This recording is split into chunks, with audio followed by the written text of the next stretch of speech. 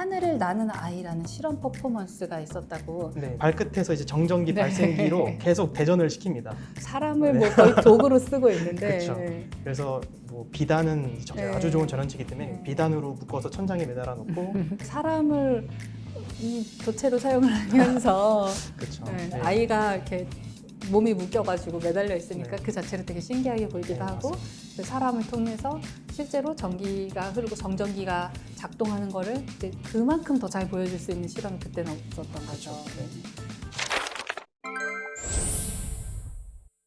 네, 안녕하세요. 망건당 TV 구독자 여러분, 과학감성 심채경입니다. 오늘 좀 재밌는 이야기를 또 준비를 했습니다. 여름에는 에어컨 필요하고 겨울에는 이렇게 따뜻한 난방 필요하고 이 모든 게 전기의 힘인데요. 전기가 없으면 또 우리가 인류 문명이 좀 어려워지지 않을까 그런 생각이 들죠. 그 인류의 문명 그리고 전기 이 이야기를 아주 디테일하게 담아주신 저자 이태현 박사님을 모셨습니다. 안녕하세요. 네, 안녕하세요. 안녕하세요. 지금 카이스트에 계신다고 예, 하셨는데 간단히 무엇을 하고 계시는지 소개를 좀 부탁드릴까요? 저는 주로 이제 전력을 변환하고 또 전달하는 연구를 좀 하고 있고 특히 이게 좀 일반 사람들에게도 다가갈 수 있도록 좀 상용화하는 거에 대해서 좀 초점을 맞춰두고 뭐 연구와 뭐 사업을 병행하고 있습니다. 아, 연구도 하시고 네. 사업도 하시고. 예, 맞습니다. 지금 최근에 이제 뭐 무선 전력 전송 이런 거 네. 하고 계신다고 들었는데 네, 맞습니다. 너무 핫한 주제 아닌가요? 이제 사실 이제 시대가 바뀌고 있잖아요. 예전에는 네. 콘센트를 꼭 꽂아야지 아니면 휴대폰도 그냥 어디 접촉을 시키던지 코드를 꽂아야 충전이 됐었는데 이제는 무선으로 전력 전송하는 이야기가 계속 나오고 있고 테스트를 많이 하시는 걸로 저는 들었고요. 네. 그리고 만약에 멀리서 충전을 할 수 있게 되면 굉장히 쓸 때가 너무너무 많잖아요. 네.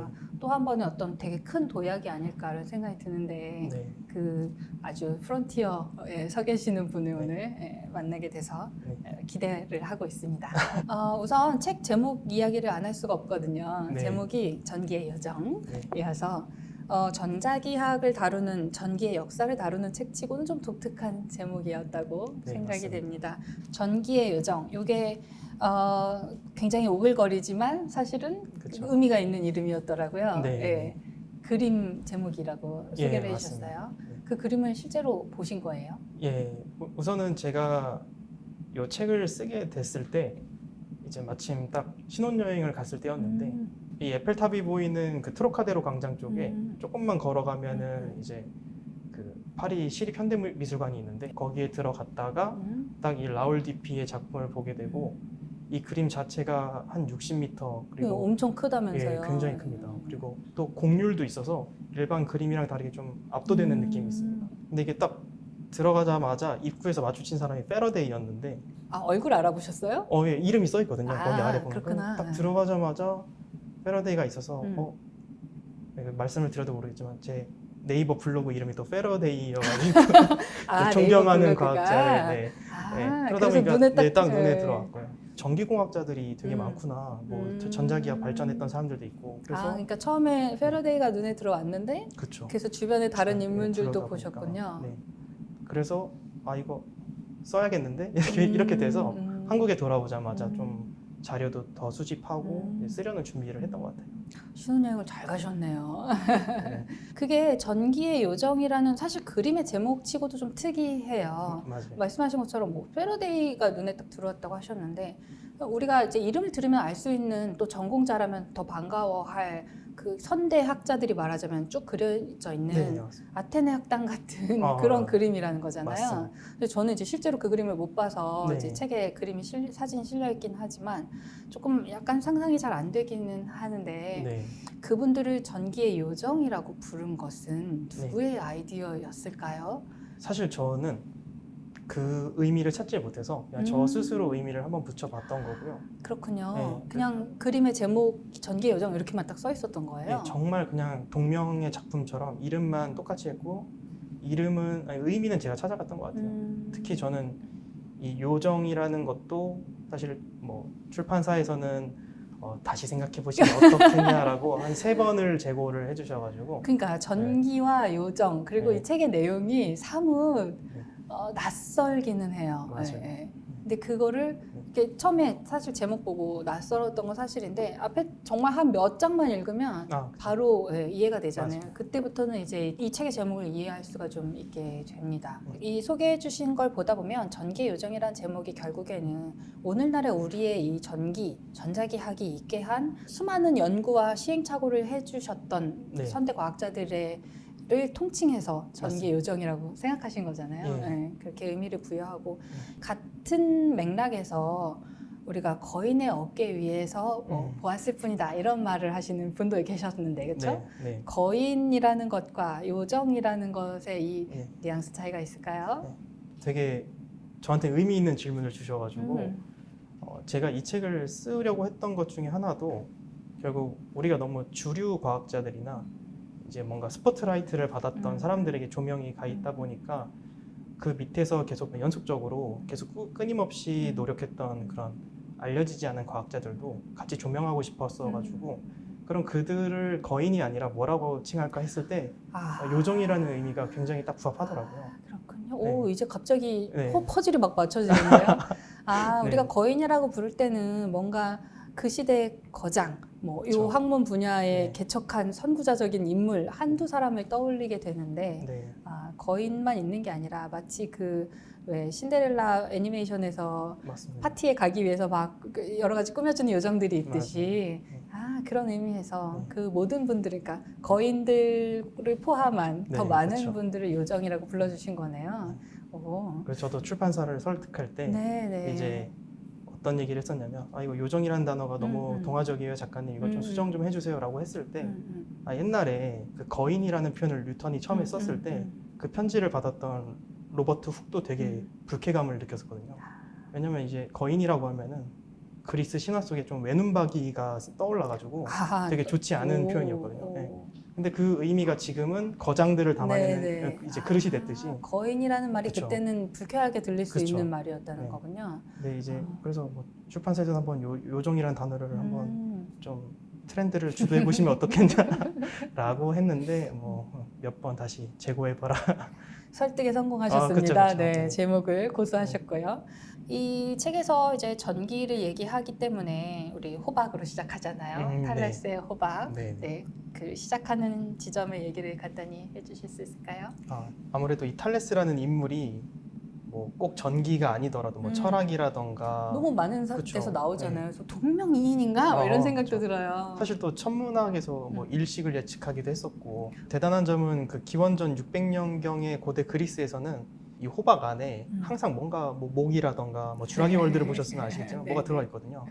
근데 얘가 문지르니까 뭔가 끌어당기는 힘이 발생하는 거죠. 먼지가 달라붙고. 그쵸. 네. 그래서 이거를 뭔가 미신처럼 안에 신이 들어가 있다 이렇게 생각했던 일반적인 상식을 깨고 탈레스가 처음으로 이거 뭔가 문지르는 행위랑 이 호박 자체에 끌어당기는 힘이 있을 것이다 이렇게 했던 거고요. 그러니까 신이나 알 수 없는 어떤 무엇이 아니라 우리가 파악하고 어쩌면 정량화할 수도 있는 맞습니다. 어떤 무엇인가가 있다라고 완전히 생각의 전환이었던 거잖아요. 그쵸. 네. 그래서 그때를 어떻게 보면 정전기의 시작이라고 얘기를 하고 있고요.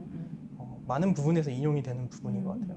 그렇죠. 이제 뭐 전기라는 말의 어원도 거기서 맞습니다. 오고. 이 호박하면은 우리가 너무나 다 그 주라기 공원의 모기를 자꾸 떠올리게 돼서 약간 이제 시선이 자꾸 분산되긴 하는데 또 그러면서 재밌게 시작할 수 있는 것 같아요. 그 이제 탈레스의 호박으로부터 시작해서 이제 그 뒤에 전기의 역사를 계속 따라가는데 하늘을 나는 아이라는 실험 퍼포먼스가 있었다고. 이 책에서 이제 뭐 다들 아시겠지만 이런 식으로 쓰셨는데 저는 처음 봤거든요. 하늘을 나는 아이 실험 퍼포먼스 처음 봤는데 이거 조금 소개해 주실 수 있어요? 그러니까 그것도 어떻게 보면은 비주류 학자였습니다. 스티븐 그레이라고 그 사람은 거의 나이가 40이 넘어서 그 당시로 보면 고령인데 그렇죠. 그때서야 이제 재정적인 지원을 받고 좀 연구를 할 수 있었던 사람이고요. 그리고 그 사람의 업적이라고 하면은 이 전기가 이동한다라는 거를 처음으로 발견한 사람이기도 해요. 그러다 보니까 그럼 이동이 어떤 데서는 원활하고 어떤 데서는 원활하지 않다라는 걸 설명하기 위해서 전도체와 이제 부도체의 개념을 명확하게 나눈 사람이기도 하고요.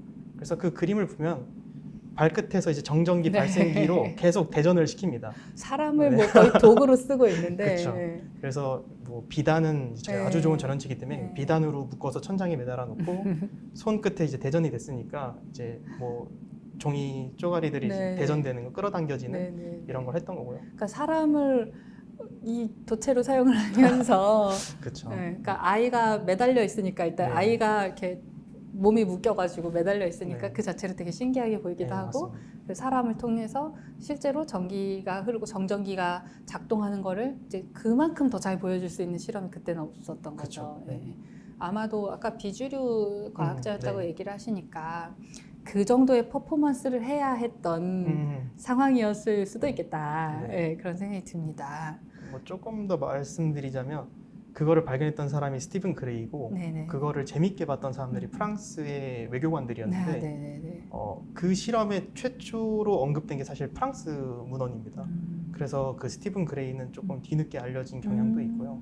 그 뭐 프랑스에서 뭐 놀래라는 사람이라던가 네, 이런 네. 사람들이 이걸 재현하면서 좀 인기를 많이 얻었던 경향도 있습니다.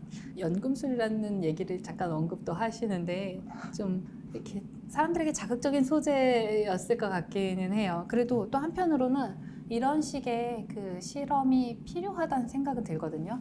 우리가 과학자들이 하고 있는 어떤 실험이나 이런 것들은 너무나 폐쇄적인 환경에서 이루어지기 때문에 네. 일반 사람들은 그거를 접할 기회가 별로 없거든요. 네. 그런 실험을 한다는 걸 뭐 글쎄 교과서에서 과학 실험할 때 실험실에서나 좀 한두 번 겨우 만져볼 정도이지 특히 전기는 너무 많은 사람들이 언제나 사용하고 있는데 그걸 가지고 직접 실험해 보거나 뭔가 새로운 발견이 있었을 때 우리가 그거를 일반적으로 실감하기는 좀 어렵거든요. 네. 혹시 요즘에 이제 지금 하고 계시는 분야에서 이런 하늘을 나는 아이 같은 건 좀 지나쳤을 수도 있지만 이런 식의 어떤 퍼포먼스 눈길을 끌기 위한 어떤 이런 시연이 이루어지고 있는 게 혹시 있을까요? 일단 저희 같은 경우는 뭐 결국은 제 분야다 보니까 달리면서 충전하는 걸 보여주면은 사람들이 확실히 신기해하긴 하더라고요. 네. 결국은 단순한 전자기 유도 법칙이라는 거에서 시작되는 거지만 뭐 이런 것들을 보여주면은 확실히 사람들이 좋아하는 것 같고 가끔씩 제가 뭐 시간을 좀 할애해서 뭐 아이들한테 이 원리에 대해서 좀 알려주려고 할 때도 뭔가 그냥 그림이나 PPT를 띄워주고 설명하는 것보다 제가 개인적으로 구매했던 그런 실험 도구들이 있거든요. 네. 그래서 뭐 예를 들어서 콜럼버스의 달걀이라고 전자기 유도 법칙에 따라서 이 쇠구슬이 이게 이 자석이 회전하면은 이 달걀이 딱 서거든요. 이런 것들을 보여주면 또 아이들이 좋아하고 하기도 하고 그래서 그런 퍼포먼스들을 보여주는 게 이해하는 차원에서도 되게 효과적인 것 같다라는 생각이 듭니다. 그게 어찌 보면 과학자들이 해야 할 의무일 수도 있거든요. 그러니까 뭐 그렇게 퍼포먼스를 막 기이한 퍼포먼스를 벌일 필요는 없지만 우리가 하고 있는 일에 대해서 그 결과를 좀 많은 사람들이 볼 수 있게 또 알리는 것도 해야 할 일 중에 하나인 것 같기는 하고요. 네, 그거를 이제 효과적으로 알려주기는 좀 그건 타고난 어떤 탤런트가 있는 분들이 이걸 잘 하시는데 또 이제 우리 박사님의 탤런트는 이런 책을 써주시는 걸로 발휘가 잘 되고 있는 것 같습니다.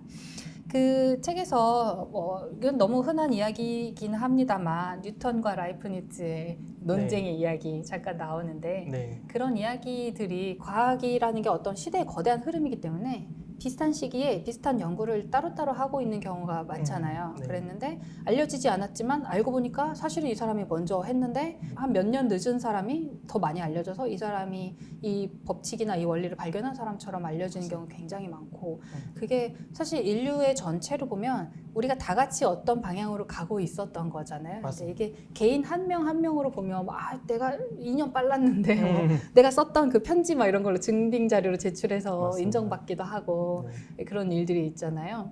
그런 일들을 책에서 많이 소개를 해주고 계시죠. 네. 동시 발명이라는 게 굉장히 많이 나옵니다.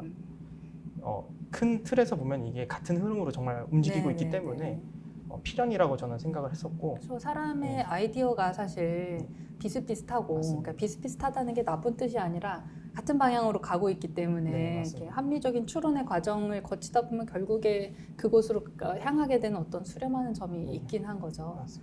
요즘에 너무 그래도 이 전기 자동차 때문에 유명해진 테슬라도 이게 에디슨의 언더독 느낌이 있어서 요즘에 네. 많이 이렇게 띄워지는 느낌이 네, 있지만 네, 네. 실제로 테슬라가 그 유명해진 건 유도 전동기를 발명했던 것 때문이거든요.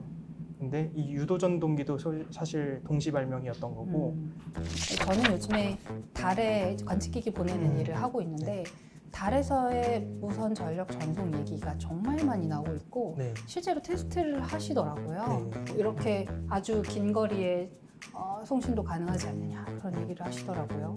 어떻게 생각하세요? 실제로 뭐 저희 대전에도 에트리라고 하는 연구소들이 네. 있기 때문에 거기서는 장거리 무선 전력 전송을 진짜 시도하고 네. 있기도 하고요. 제가 이제 선배들이랑 가끔 하는 얘기가 실험하다 전자파를 많이 쓰면 조금 특정 뭐 여하가 많이 태어나더라 뭐 이런 맞아요. 속설이 있거든요. 그런 얘기 진짜 많잖아요. 네. 저도 이공계에서 일하니까 그 얘기 정말 많이 듣거든요. 뭐 네, 그래서 어때요? 뭐 통계적으로 보면은